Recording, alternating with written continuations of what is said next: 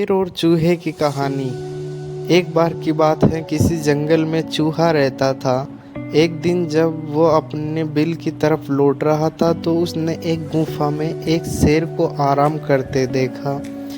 शेर को मज़े से सोते हुए देखकर चूहे के मन में शरारत सूझी।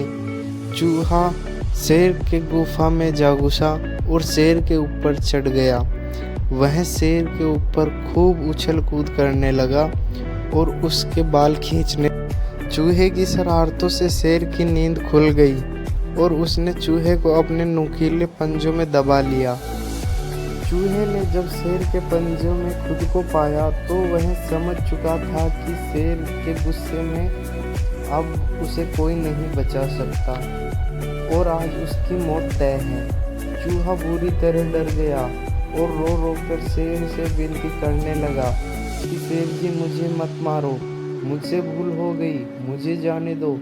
अगर आज आप मुझे जाने देंगे तो मैं आपके इस उपकार के बदले भविष्य में जब भी आपको किसी मदद की ज़रूरत होगी मैं आपकी मदद करूँगा। चूहे की बातें सुनकर शेर की हंसी निकल गई। शेर ने कहा कि तुम तो खुद इतने छोटे हो, मेरी मदद क्या करोगे। चूहे की विनती सुनकर शेर को उस पर दया आ गई और उसने चूहे को छोड़ दिया। चूहे ने शेर को धन्यवाद बोला और वहां से चला गया। कुछ दिन बाद जब शेर खाने की तलाश में इधर उधर घूम रहा था तभी अचानक किसी शिकारी के फैलाए हुए जाल में वह फंस गया। शेर ने खुद को जाल से निकालने की भरपूर कोशिश की लेकिन निकल नहीं पाया। काफ़ी देर कोशिश करने के बाद शेर ने मदद के लिए दहाड़ लगाना शुरू की। उसी वक्त वो चूहा उधर से गुजर रहा था कि उसने शेर की दहाड़ की आवाज़ सुनी।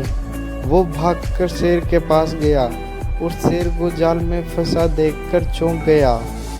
उसने बिना देर करते हुए अपने नुकीले दांतों से जाल को काटना शुरू कर दिया और कुछ ही देर में उसने पूरे जाल को काटकर शेर को आज़ाद कर दिया।